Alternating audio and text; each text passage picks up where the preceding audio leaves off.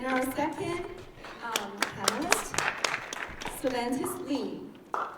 He's a visiting assistant professor in multi-unit restaurant management at UNLV Hospitality College. Welcome. And our third panelist, Int'l. He's a senior researcher technologist at Jet Propulsion Laboratory. Welcome. And our fourth panelist, Donna Dulo. She's a MSCS program chair at Sophia University. Welcome. And welcome to our final, the last panelist, James Dorset. He's a professor at California Institute of Advanced Management. Welcome.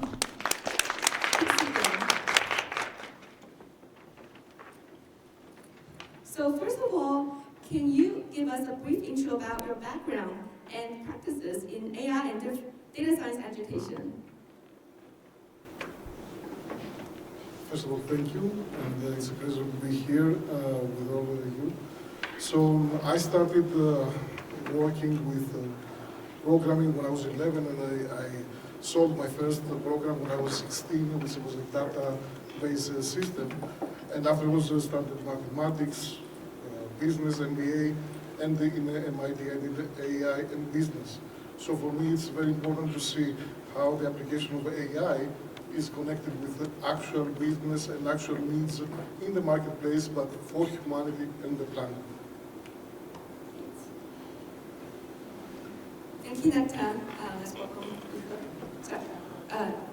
Int'l. Thank you all. Very happy to be here. My name is Int'l Lee. I'm a new teacher at UNLV Hospitality College. It's right now ranked #1 hotel college education in the United States. And then I'm new. We have an endowment from the owner of Panda Express. The couples, they give us $5 million to start teaching this multi-restaurant management. But right now, because during the COVID, a lot of restaurant technology kind of grab into all the restaurant operations. So we have a lot of student background from computer science, engineering students, also the traditional MBA students, willing to take our hotel college classes. A lot of classes right now become analytics class. For example, site selection. The real estate site selection become analytics right now. Customer relationship management, loyalty program, everything is analytics right now. And in our master program, a lot of hospitality operating analysis become analytic class. So we are teaching, we are learning, all the professors are learning right now. I also take all the Jason teachers here to took this class like 2 years ago. And we learn everything, like everybody here. So thank you so much. Thank you, Int'l. So we're all lifetime learners. How about Int'l? Share some experience with us. Thank you. Good afternoon, everyone. My name is Int'l. I'm a senior research technologist at NASA JPL. So I'm leading my team and to develop advanced technology for space missions, including the one recently just launched successfully in Artemis 1. At the same time, I'm also an adjunct professor at UCLA in computer science and electrical engineering department, teaching in computer science classes in both graduate level and undergraduate levels in our AI programming and digital system design and so on and so forth. And also, I'm mentoring a few of the students for their, including both high school students and college students, grad students for their AI projects. And two of them actually, high school students won the International Science and Engineering Fair last year, this year, and in the STH, it's a Science Talent Search Top 300, and both of them accepted to MIT CS department. Thank you. Hi, I'm Donna Dulo, and I'm currently the Chief of Cyber and Software Flight Test Engineering for the U.S. Air Force, where I'm responsible for the software safety and the cybersecurity of all of their air transport and tanker big jets. I've been with the Department of Defense for 35 years, and my specialty is aviation software safety. I've been dealing with aircraft and spacecraft for many, many decades, and I wrote the first drone law book for the American Bar Association, while simultaneously I am the program chair for the computer science department at Sophia University, where I wrote their master's degree in computer science, and we focus on artificial intelligence in one concentration and cybersecurity in another concentration. Thank you, Donna. James. Hello, I'm James Dorsett. I'm Professor of Business and Director of Assessment at the California Institute of Advanced Management in Alhambra. Probably the least learning of AI and data science, my colleagues beside me. I have an engineering degree, master's in EE, but just to date that, it was long before Excel was even created. So, but I always enjoyed technology. I do have my doctorate in business administration, and we teach at CIAM, we call it, the wisdom of Drucker in making business decisions. I oversee the quantitative courses, and actually I work with Jason and William as they develop the business analytics concentration that we offer in one of our MBA programs. And I have seen a lot of changes go on as a result of this, and a continuous wave of students that are interested in business analytics. Thank you. Thank you all our wonderful speakers to share their experiences and their significant contribution to this community. And great that we foster this great collaboration with ideas and this excellent speakers. Next question is that nowadays the data science major is very hot for students. So what do you think the universities should do for those students who want to have a degree in data science related major? So, apart from just going for the technical route, we have to see the social and the ethical implications that data science is having, and how the users are going to perceive data, how the users will understand data, and how they are going to use it. So universities have to always think, not just how to understand the data, calculate the models, but also what would be the final application of the data, and motivate the students to find the exact way that they would like to apply the data, understand the data, and give a benefit to everybody. Thank you, Nick. I may have come from your background because of teaching restaurants. So I'm teaching all the students the basic essential economics, your accounting classes, and your statistics, and sometimes calculus if you want to go to data science. Data science, I feel 20 years from now will be like statistics. A different way to do statistics right now. So a lot of students say, hey, I want to become data science. Learn your statistics, make sure you understand. Make sure you can understand econometrics, like economic undergrad students. A lot of undergrad research, a lot of, even if you think about sociology right now, become data analytics right now. You owe so much demographic, psychographic data. Even restaurant with a lot of pricing, revenue, operations, CRM, loyalty program, everything about data. But if you don't understand the business, you don't know how to put into the model to do prediction, because you don't understand managerial accounting either. So that's why I'm promoting the basic. You got to understand your field first. You concentrate to figure out you are the #1 student in econ. You become economic data analyst, not just because you want to learn data science. It's very, very important. A lot of students do not figure out data science actually is a tool. If you don't know the area I want to get in, you will never get there. Thank you so much. Thanks for the highlight for the domain knowledge in data science. Yeah. So working in both industry and universities, I have developed this model of education, so-called deaf language education. And on one side, we have this test-oriented education in the system in university classroom. On the other hand, what I actually really need in the real world is problem-solving based education. So we need something to bridge this gap. And so I think what the university need to do, in particular for this AI, is have to be able to provide more and tailored and problem-solving oriented curriculum to students. For example, we don't just use some standard set of the image and the data sets to train the models and to go through this pipeline. At the same time, also, we really have to let students understand where this understand business and the problems, understand where the data comes from, how you create this data, and then you can bring this over through this standard pipeline, and in the end, you're able to generate very important insight into the business, into the solving the real problem. I think this will be lacked in general in university and also in particular in the AI education field. So I hope that and somehow and these university they have to be able to emphasize this aspect to bridge this final, I would say, like last mile of the problem with the AI education. I think universities really need to go back to your first principles of computer science and data science before they build a program. Basically, when you have a computer program, it's composed of an algorithm, your data structures, your data, and then your mathematical calculations.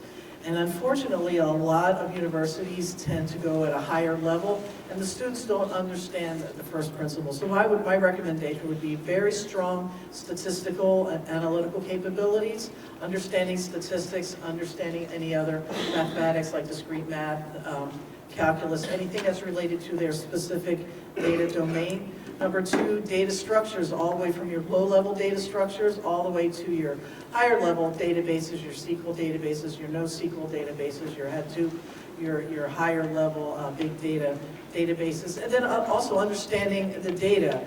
What domain are you in, like we just talked about, and then applying that domain's principles to the data science structures, and then finally putting it all together with your algorithms, your data structures, your data, and your mathematics so that you have a strong underpinning. Because the problem with a lot of the data science products we see coming out in industry is they have a very good interfaces, they have very good ways of doing things, but their underlying structure, their underlying mathematics are not sound, and so they don't do the job in the particular domain that the data science may want to. So the first principles need to be strong before a student advances in the data science curriculum. I really agree that those principles have to be there. As I said, I'm dating myself going back, well, I'm not going to say how far I go back, but my engineering degree, it started that way where you had this foundation and you established the foundation and you gradually built upon that over the years, and that really hasn't changed. What has changed are the tools that are used. I was doing spreadsheets by hand when all except Excel was created.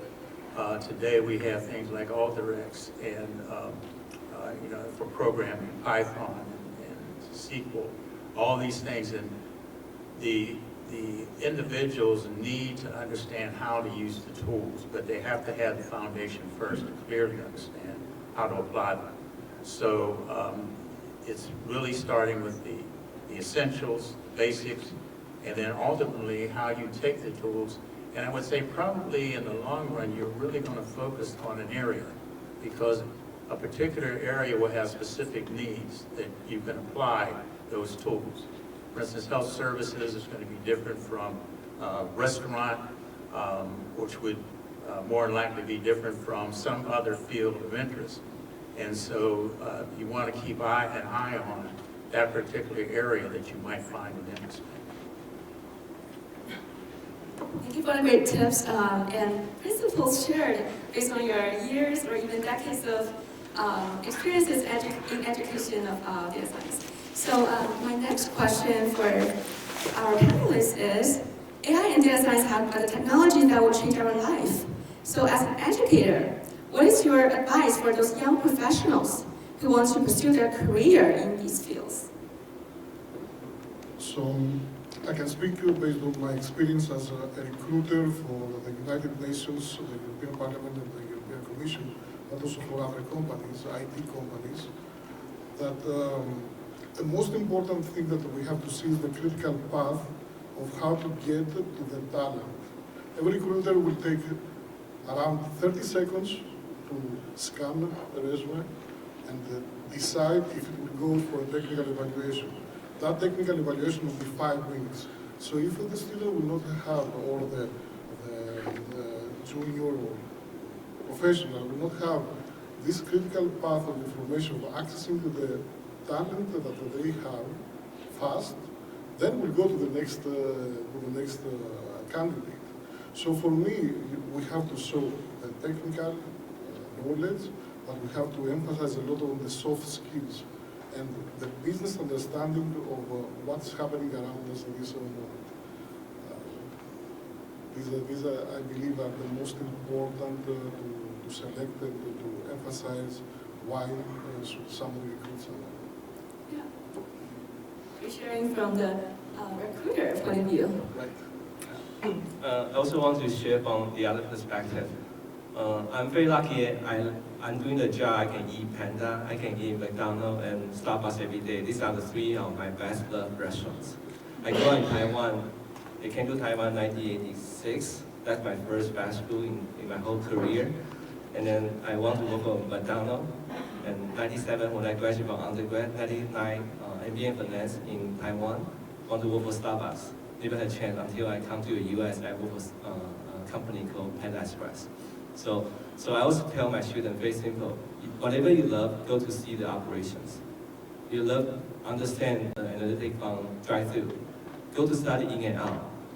Why they don't put their drive-through order ahead? They don't allow you to order ahead. They don't have an app, but they still very busy. They got a ticket every day from the city. Their line always on the street, always get a line. Think about what's the question, problem there you want to help them to solve, if they want to solve it. So think about all the operation. Look at Panda Express, why they pre-cook for you. And the food sit there for 30 minutes. And then there's other reasons. Compare to Payway, why they cannot compete with the speed of Panda. Think about McDonald's, why they have breakfast. Wendy, why they relaunch breakfast. There's a lot of data, customer data. You gotta be a shopper, be a consumer. And then you also be observing. My best job is sitting in and out to watch how they move. I tailored approach manufacturing the food. They are really like the manufacturing assembly line, so many data, supply, where's the food coming from. The student even not figure out how to operate a store. You say you want to be a chief data science, probably not that easy. So that's why in the field operation, and go home study how can you improve them, and talk to their store manager, talk to the people, and talk to customers. We do a lot of survey right now, very easy to do survey. And then you can actually create 1,000 survey.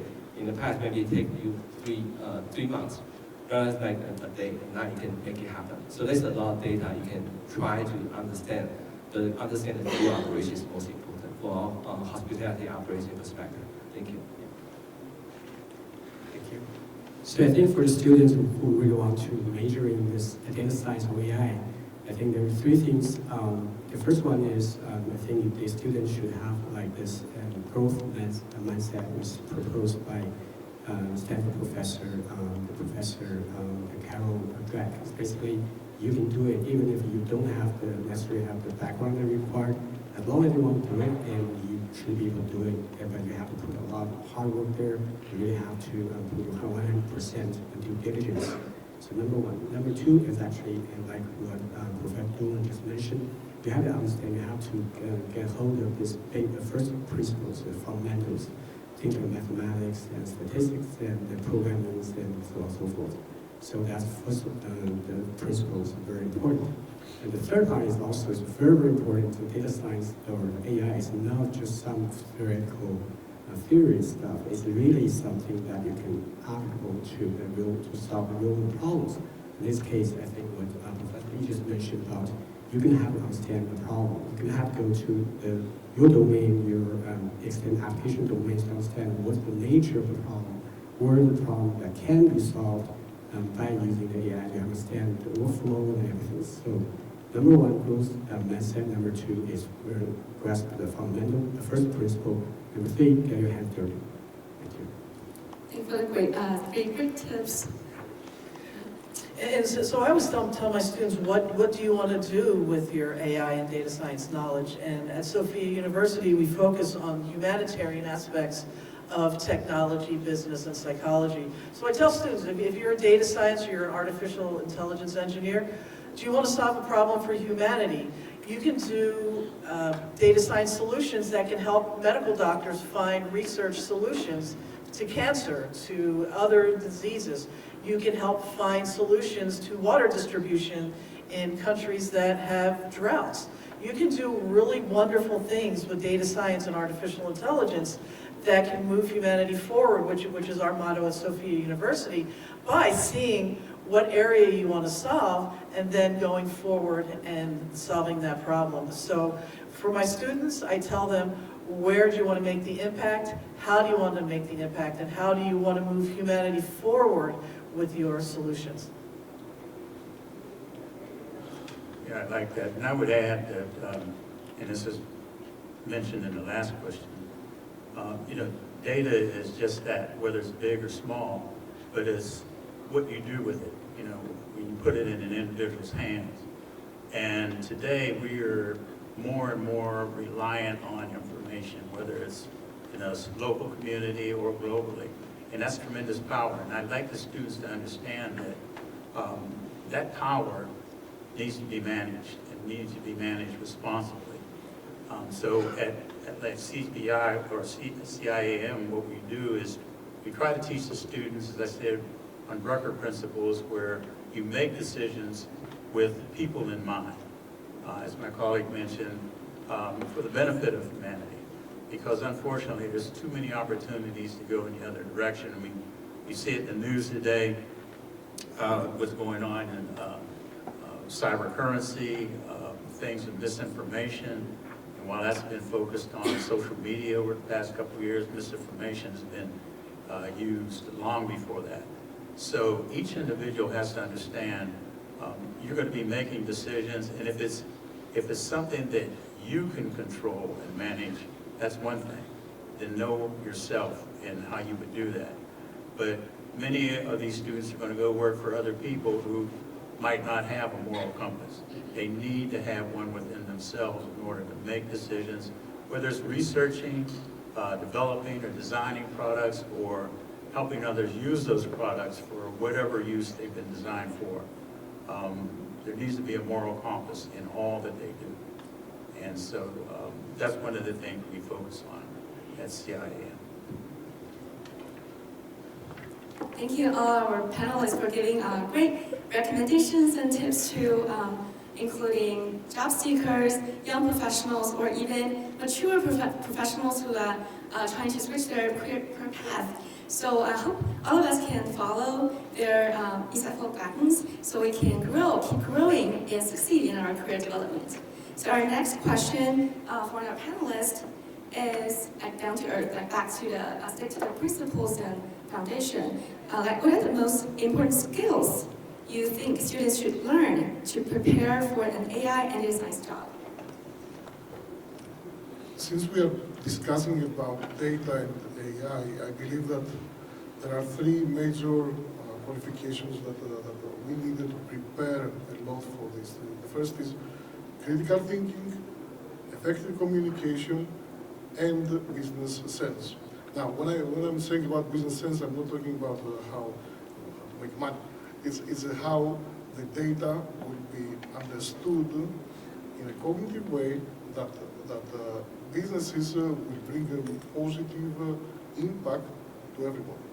And this is how we should see the future also of AI and why data is so important for our everyday life.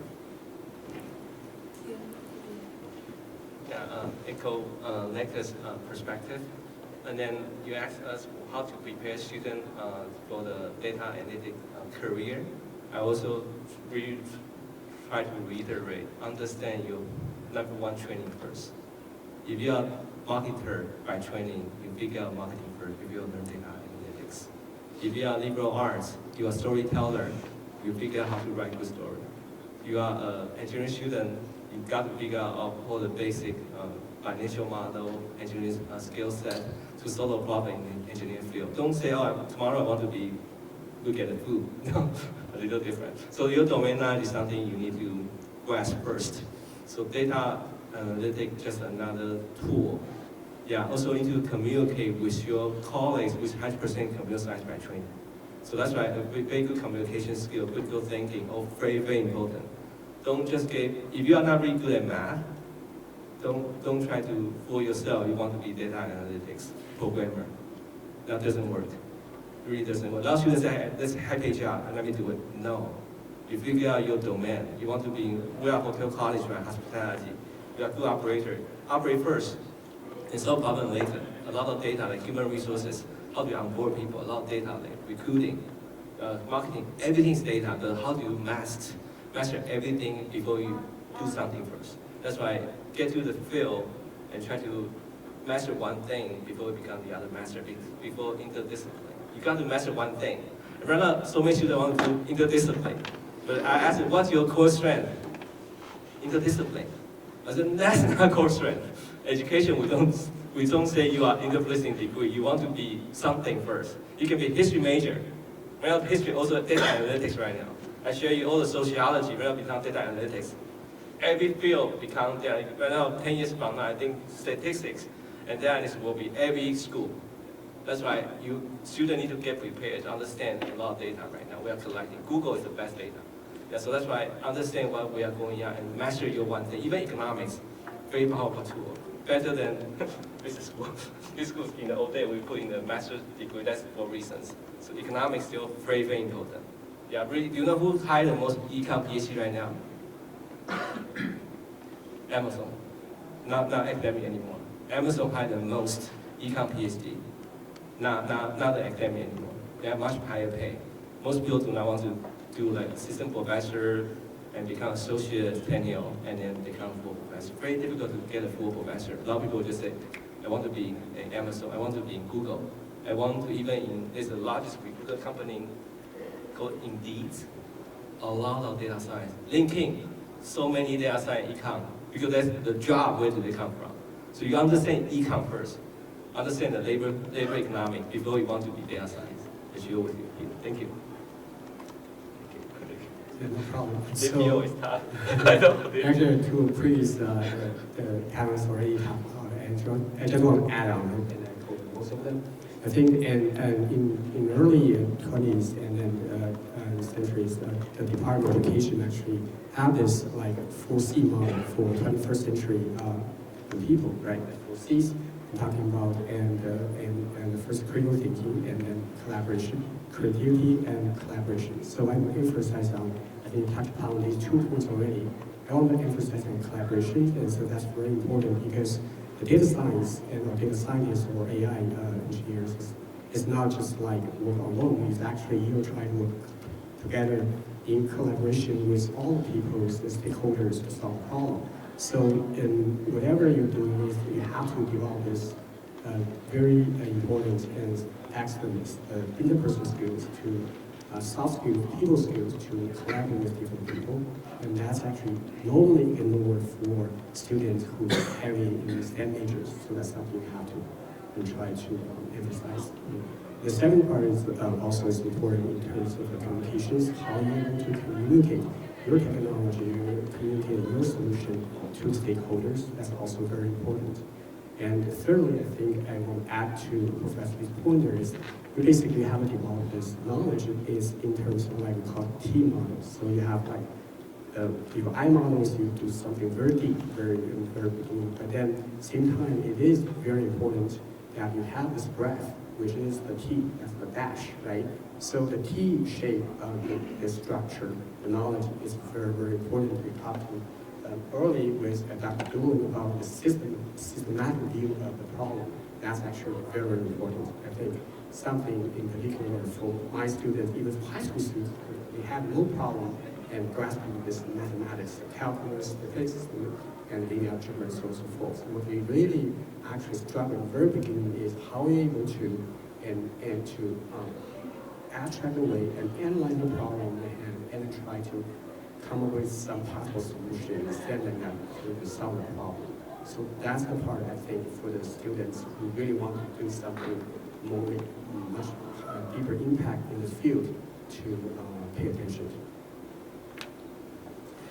And I'd like to add something that's often neglected. At Sophia University, every computer science student is required to take software engineering. And I think software engineering skills are needed by anybody that develops a product, particularly with data science and AI. You're developing a product that has requirements to perform a certain job, to solve a certain problem. So understanding software engineering, You know, what are my requirements? How do I elicit my requirements? How do I create a software architecture? How do I verify, validate, and test what I have? How do I maintain it in the future? How do I structure all this? So I think software engineering is a skill that's needed by everybody, and I think it should be integrated with any curriculum that uses or that does artificial intelligence or data science. And I also agree that systems engineering at a high level is also needed so that you have your integration of your mathematics, of your engineering, of your database personnel, of